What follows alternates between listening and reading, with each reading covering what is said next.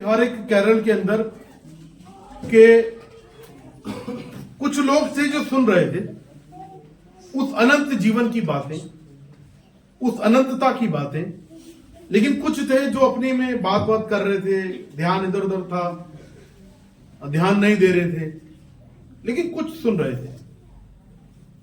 अनंत जीवन उसका रहस्य, अनंत जीवन से जो सोचो उसकी बात हो रही है, दुनिया बनाने वाले परमेश्वर की बात हो रही है, अनंत जीवन की बात हो रही है, लेकिन कुछ लोग उसको गंभीरता से नहीं ले रहे थे। कुछ लोग गंभीरता से नहीं ले रहे थे और सोचो अनंत जीवन की बातें उनको छूकर चली गई। अनंत जीवन की जो बातें हैं, अनंत जीवन उनके पास से निकल गया। अब हमें नहीं पता कि परमेश्वर उनमें से जिन्होंने भी मंडे से लेकर फ्राइडे तक सुसमाचार सुना है, उनमें से कितनों पर प्रभु रहम करेंगे हमें नहीं पता। लेकिन मुझे यह लगता है कि जो सुन नहीं रहे थे उनके पास से अनंत जीवन की बातें निकल गई, अनंत जीवन की बातें छूके निकल गई। जैसे यीशु मसीह जब इस दुनिया में थे, यीशु मसीह एक साधारण मनुष्य की तरह इस दुनिया में रहते हुए, सोचो वो सब्जी लेने भी जाते होंगे, रोड पर वो चलते होंगे, लोगों से वार्तालाप करते होंगे। सोचो उनको ये नहीं पता कि जो उनके पास में सब्जी लेने के लिए आया है, खरीदारी करने के लिए आया है, या उनके पास कोई कारपेंटर का जो काम करवाने के लिए आया है, वो कर्ता के पास में है। और सोचो उसको कई बार लोगों ने अनदेखा करा होगा, लोग कई बार उसके पास से देखकर एकदम से निकल गए होंगे। अनंत जीवन को छूके निकल गए, अनंत जीवन से वंचित हो गए। और क्रिसमस हमको क्या देता है? क्रिसमस बड़ा दिन हमको अनंत जीवन देता है। क्या देता है? अनंत जीवन देगा नहीं, अनंत जीवन वो देता है। और अनंत जीवन, ये सिर्फ अनंत जीवन उसका है जिसके जीवन में कौन आ गया? यीशु मसीह आ गया है। और देखिए इस दुनिया के बाद दो अनंत हैं। इस दुनिया के बाद दो अनंत है।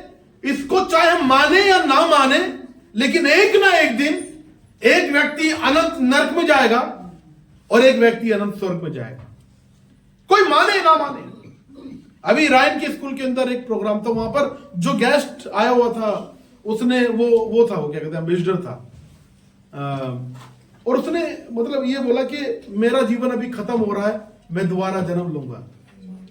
और मैं सोच रहा था प्रभु तेरा धन्यवाद कि मैं भी यही सोचता था, हमारा परमेश्वर इस पाप भरी दुनिया में दोबारा हमको जन्म लेने के लिए दोबारा नहीं भेजेगा।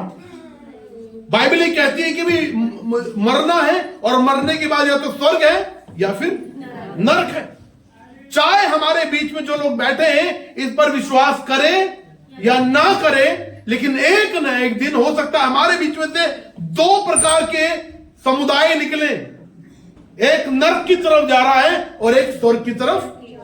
लेकिन मेरी ये प्रार्थना रहती है कि हमारी कलीसिया में से हर एक जन स्वर्ग में जाए, लेकिन मुझे नहीं पता, परमेश्वर को पता है। और एक ना एक दिन या तो उस अनंत जीवन के अंदर कोई जाएगा या उस अनंत नरक के अंदर जाएगा। और बाइबल इस बारे में क्या कहती है? बाइबल इस बारे में क्या कहती है? मेरे साथ निकाले पहला यूहन्ना, और 3 बातें इसके अंदर देखेंगे जो मसीह के जो लोग हैं, चुने हुए जो लोग हैं, इस बात पे ध्यान देने की जरूरत है। पहली जो मेरे साथ निकाले पहला यूहन्ना, उसका 5वां अध्याय, कोई 10 पद से लेकर 10वां पद पढ़ दे। जो परमेश्वर के पुत्र पर विश्वास करता है वे अपने ही में गवाही रखता है। जिसने परमेश्वर पर विश्वास नहीं किया उसने उसे झूठा ठहराया, क्योंकि उसने उस गवाही पर विश्वास नहीं किया जो परमेश्वर ने अपने पुत्र के विषय में दी है। और वह गवाही यह है कि परमेश्वर ने हमें अनंत जीवन दिया है। ठीक है, तो पहली बात जो क्रिसमस जो हमको देता है वो क्या देता है? क्रिसमस हमको अनंत जीवन देता है। और हम विश्वासियों की, हम जो चुने हुए लोग हैं जिस पर परमेश्वर ने अनुग्रह किया है, पहली बात इसमें हम देखेंगे अपनी गवाही को जांचना है। किसको जांचना है? अपनी गवाही को जांचना। और यही बात यहां पे परमेश्वर का वचन कह रहा है कि भाई जो परमेश्वर के पुत्र पर विश्वास करता है वह अपने ही में गवाही रखता है। जिसने परमेश्वर में विश्वास नहीं किया उसने उसे झूठा ठहराया, उसने क्योंकि उसने उस गवाही पर विश्वास नहीं किया जो परमेश्वर ने अपने पुत्र के विषय में। जब परमेश्वर किसी के जीवन में आता है मेरे प्रिय भाई बहनों, एक बात उसके जीवन में महत्वपूर्ण हो जाती है कि उसको अपनी गवाही को बनाए रखना है, उसको अपनी गवाही को जांचना है कि उसकी गवाही है कैसी, उसकी गवाही उसके घर में है कैसी, उसकी गवाही जहां काम करता है वहां गवाही है कैसी, पब्लिकली उसकी गवाही कैसी है, या सीक्रेटली जो रहस्य की जो गुप्त जो जीवन होता है उसमें उसकी गवाही कैसी है। और इस गवाही को जांचने वाला कौन है? हम जांचते हैं, हमें जांचना है। और परमेश्वर को तो पता है। हम जो यहां बैठे हुए हैं, हम जो जिस भी जगह रहते हैं, चाहे हम पंतनगर में रहते हैं, चाहे हम गोल मार्केट में रहते हैं, चाहे हम वसंत कुंज में रहते हैं, भोगल में रहते हैं, जनपद में रहते हैं, कहीं पर भी रहते हैं, ये देखिए कि लोग हमको देख रहे हैं, लोग हमको देख रहे हैं कि ये मसीह व्यक्ति आखिर है कैसा, ये मसीह परिवार आखिर है कैसा। और लोगों की उंगलियां हम पर नहीं उठती, लोगों की उंगलियां किस पर उठती है? प्रभु यीशु मसीह पर। प्रभु यीशु मसीह पर उठती हैं कि हमारी गवाही है कैसी, हम कैसे व्यवहार करते हैं अपने आस पड़ोस में, हमारा व्यवहार कैसा है जहां हम काम करते हैं। और एक मसीह व्यक्ति के लिए यही बात है कि अगर हम यीशु पे विश्वास करते हैं, अगर यीशु पर विश्वास करते हैं, तो अपनी गवाही को हम जांचेंगे और अपनी गवाही को हम क्या करेंगे? बनाएं। यह नहीं कि गाली वाली देकर बात करेंगे। लोग सुन रहे हैं, गाली दे रहे हैं। अभी हाल ही में एक व्यक्ति बोल रहा है, अरे भैया मसीह लोग तो शराब पीते हैं, है ना। वहां ये बुराड़ी का जो वो था रिचर्ड बोल रहा, भाई मसीह लोग तो शराब पीते हैं। मैंने कहा भैया वो मसीह नहीं जो शराब पीता है। पियक्कड़ व्यक्ति जो है विश्वासी नहीं हो सकता, क्योंकि बाइबल के अंदर मना है, बाइबल के अंदर साफ लिखा है कि जो पियक्कड़ व्यक्ति है, जो शराब पीने वाला व्यक्ति है, वो स्वर्ग में नहीं जाएगा। जिसकी गवाही सही नहीं है, जिसका व्यवहार सही नहीं है, कहीं पर भी जिसकी गवाही ठीक नहीं है, सबको पता चल गया है हाँ ये मसीह व्यक्ति है, और उसकी गवाही सही नहीं है, तो ये सवाल उठता है कि वो व्यक्ति मसीह है भी या नहीं। एक मसीह व्यक्ति, एक मसीह बन प्रभु उसके जीवन में आ गए और अभी भी वो गाली दे के बात कर रहा है, अभी भी उसके मुंह से गालियां निकल जाती हैं। तो ये सवाल उठता है कि क्या वो व्यक्ति मसीह है या नहीं। एक मसीह व्यक्ति जो मसीह ना होने से पहले 8 घंटे से पहले जॉब से आ जाता था, और 8 घंटे के अभी भी 8 घंटे से पहले जॉब से आ जाता है।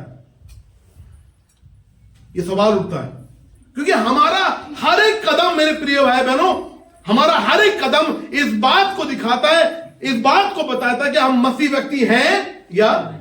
और यही बात परमेश्वर का वचन कह रहा है कि हमें अपनी गवाही को जांचना। अगर हम यीशु मसीह पे विश्वास करते हैं तो हमें अपनी गवाही को बनाए रखना है।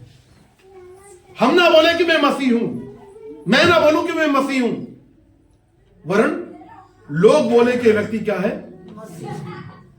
पड़ोस वाले बोले कि व्यक्ति क्या है। देखो 2 प्रकार के मसीह हैं, एक तो नामधारी और एक सच्चे मसीह।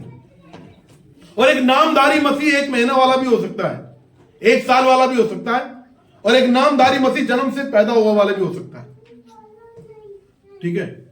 और ये हमारे पर है, जब प्रभु ने हमको चुन लिया है कि अपनी गवाही को कैसे बनाए रखें।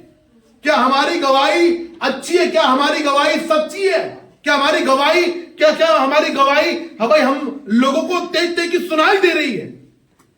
हम सुसमाचार प्रचार कर रहे हैं, अभी सुसमाचार प्रचार करने का टाइम है ना। हम सुसमाचार प्रचार कर रहे हैं, लेकिन हमारा जीवन कोई और प्रचार कर रहा है। लोग सुनेंगे क्या? नहीं।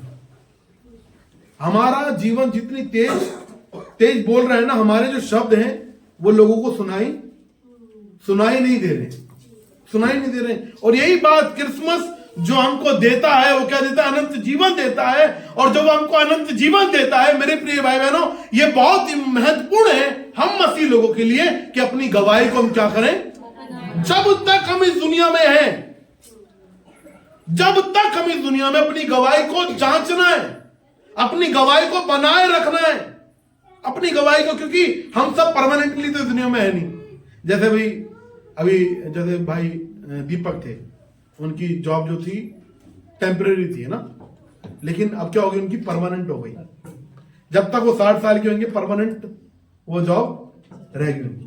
अभी भाई अभी का भी नंबर है, भाई अभी टेम्परेरी है, इन फ्यूचर में जब वो भाई परमानेंट हो जाएंगे तो 60 साल तक क्या होगा? परमानेंट।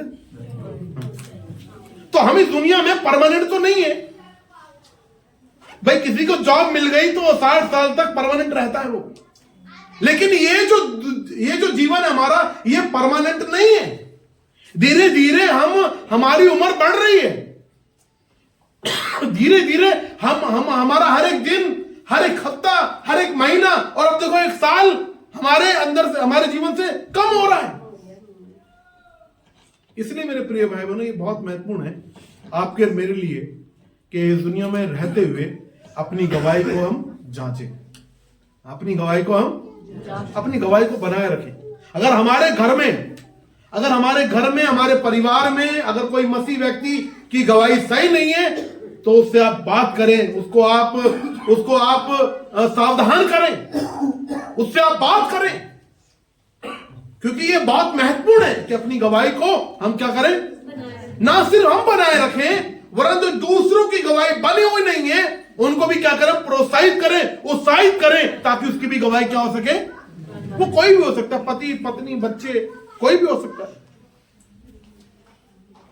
और दूसरी जो बात है, क्रिसमस हमको अनंत जीवन देता है, इसमें महत्वपूर्ण बात कि अपनी गवाही को क्या करना है? जांचना है, अपनी गवाही को जांचना, अपनी गवाही को बनाए रखना है। और दूसरा, यीशु मसीह में अनंत जीवन है। ये जो अनंत है ये किसमें है? सिर्फ यीशु मसीह में है। जैसे मैंने बताया, सोचो हम अनंत जीवन के गाने गा रहे हैं, हम अनंत जीवन का प्रचार कर रहे हैं, लोग सुन नहीं रहे, लोगों को ध्यान नहीं है, लोगों की कान कहीं और लगे हुए हैं, लोगों का मन कहीं और लगा हुआ है। और सोचो अनंत जीवन की बातें उनके पास से निकल गई हैं, उनके पास से निकल गई हैं। और यहां पर देखो आगे क्या लिखा, 11 में पढ़े। और वह गवाही यह है कि परमेश्वर ने हमें अनंत जीवन दिया है, और यह जीवन उसके पुत्र में है। हाँ। जिसके पास पुत्र है उसके पास जीवन है, और जिसके पास परमेश्वर का पुत्र नहीं उसके पास जीवन भी नहीं। और ये सवाल हो अपने आप से पूछे, क्या हमारे पास पुत्र है? क्या हमें मसीह मिल गया है? क्या हम मसीह को जानते हैं? ध्यान दीजिएगा, क्या हम मसीह को जानते हैं या मसीह हमको मिल गया है? अगर आप यूहन्ना में देखेंगे, पतरस को जब यीशु मसीह से मिला, आकर जब उसने खबर दी तो उसने एक ही बात बोली, मुझे मसीह मिल गया है। क्या मिल गया है? तो क्या मसीह को जानते हैं या मसीह हमें मिल गया है, या मसीह हमारे अंदर आ गया है? मसीह को हमने अपने जीवन में काम करने दे दिया है। अनंत जीवन यही है कि जिसके जीवन में मसीह है उसके जीवन में क्या है? अनंत जीवन है। और यही बात तो वचन कह रहा है कि परमेश्वर ने हमें अनंत जीवन दिया है, और ये जीवन उसके किसमें? पुत्र में ही है। किसमें है? पुत्र में ही, और कहीं नहीं है, और कोई रास्ता नहीं है अनंत जीवन का। हमारे कर्म, हमारे अच्छे कर्म, हमारे पुण्य के कर्म, हमारे दान, हमारे भाई चढ़ावे, हमारे कोई भी चीज हमें अनंत जीवन नहीं दे सकती। अगर हम अनंत में, उस अनंत जीवन में जाना चाहते हैं, उस अनंतता में पहुंचना चाहते हैं, तो हमारे लिए, हमारे पास सिर्फ इस दुनिया के बाद एक ही रास्ता है, एक ही मार्ग है। वो कौन है? यीशु मसीह। यही बात बोल रहा है कि उसमें पुत्र में है, जिसके पास पुत्र है उसके पास क्या है? उसके पास जीवन है। और जिसके पास परमेश्वर का पुत्र है जिसके पास परमेश्वर का पुत्र नहीं, उसके पास जीवन नहीं। क्या हम यीशु को जानते? सब जानते हैं। हमारा राष्ट्रपति, हमारे प्रधानमंत्री सब जानते हैं, दुनिया के बड़े बड़े दिग्गज लोग जानते हैं, सारे जो लॉ पढ़ने वाले, एलएलबी पढ़ने वाले, वो सारे परमेश्वर के बारे में जानते हैं। क्या यीशु हमारे अंदर है? क्या यीशु ने हमको चुन लिया है?